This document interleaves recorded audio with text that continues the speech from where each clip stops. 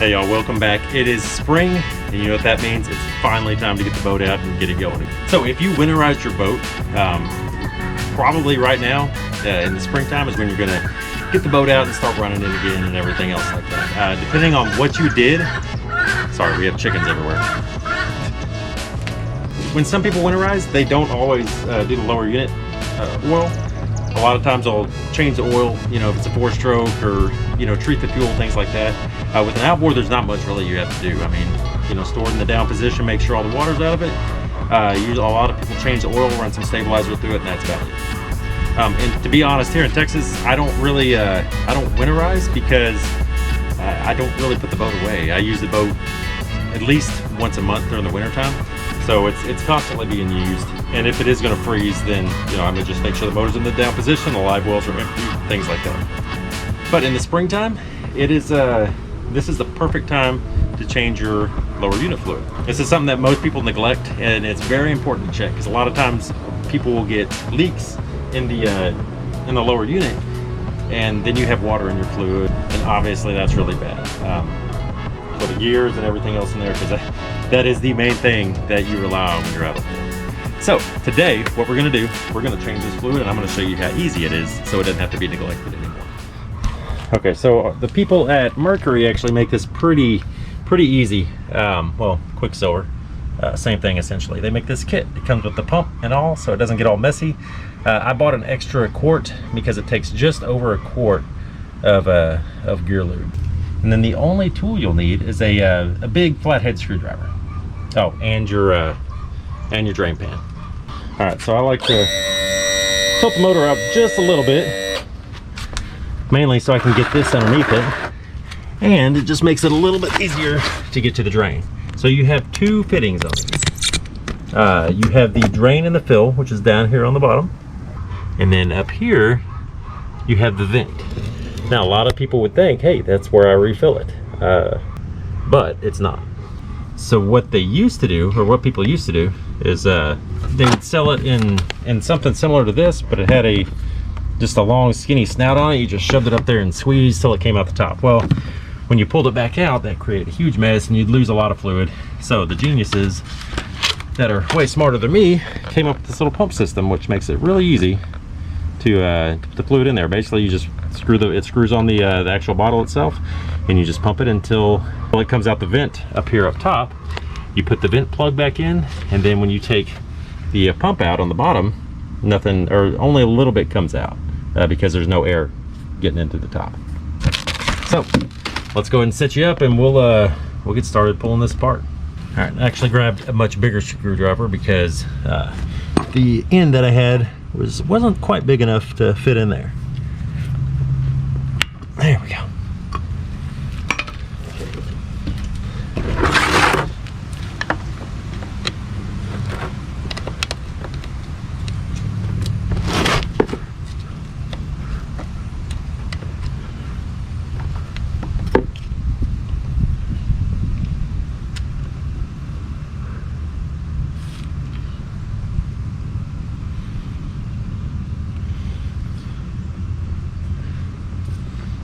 Now in the same way, I'll undo the vent. You might see this pick up a little bit. There you go, see?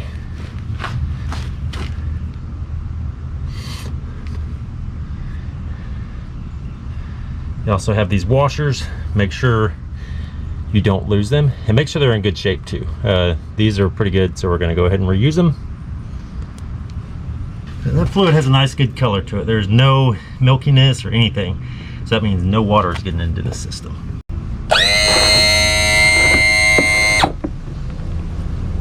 Just like everything else on this boat, this has never been changed, I'm pretty sure. So this is a first after 15 years. So we're just gonna let that drain out, and we're just gonna let it go and let everything get out of there.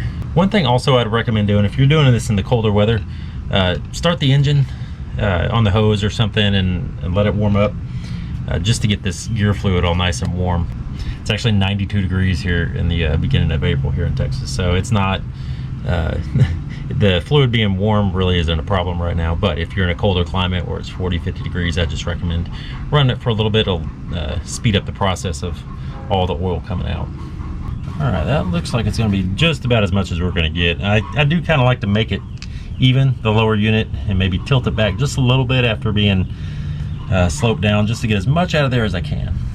But it's slowly trickling, so I think that's going to do the trick. All right, now we're going to open our handy dandy kit here, and you may need to cut the straw to fit. I don't know, we'll see.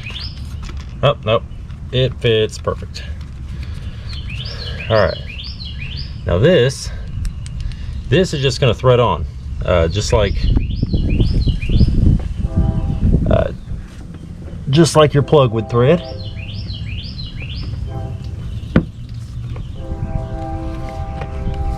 And it's actually easier if you thread it on first. Don't do what I did.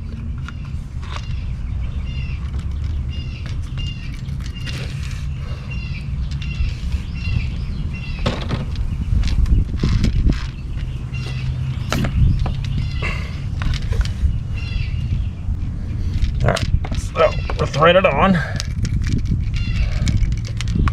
So undo that. Put it in here. So yes, always thread it on first, because you're gonna have to twist it and turn it and everything else. So now that we have that, all we do is just fill it up. And you fill it up until you see fluid coming out this top hole right here, which I don't know if you'll be able to see, but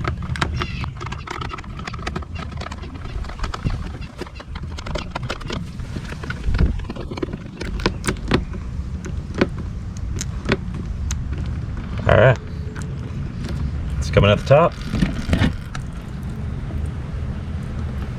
just like you can see right there. All right, so since it's doing that, let's put our top plug back in.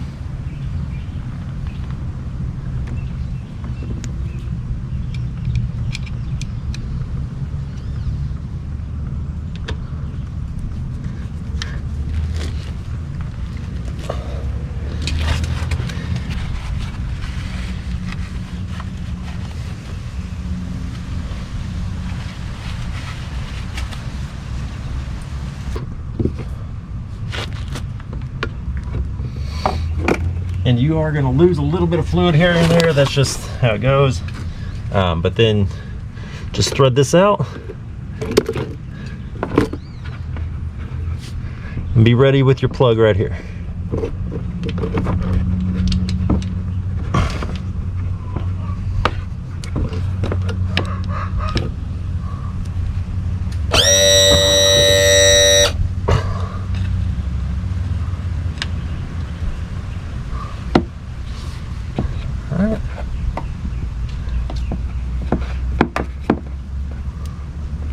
Just make sure it's tight.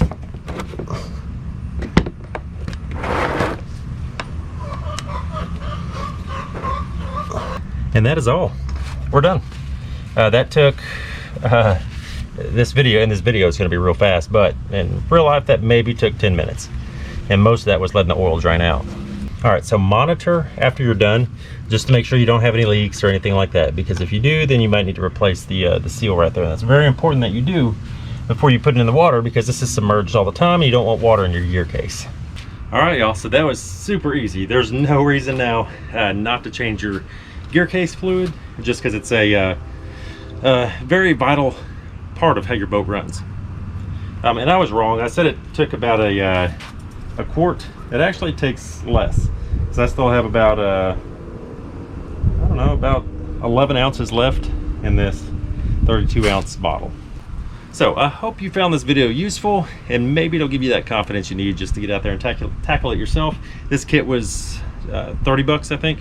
So a lot cheaper than taking it in somewhere, because you'd have to pay shop rates and service costs and all that kind of stuff, when you could just do it yourself. And like I said, it's almost foolproof. You just, you know, pump it until it comes out the top, put that vent in, nothing can get out, and you have it topped off.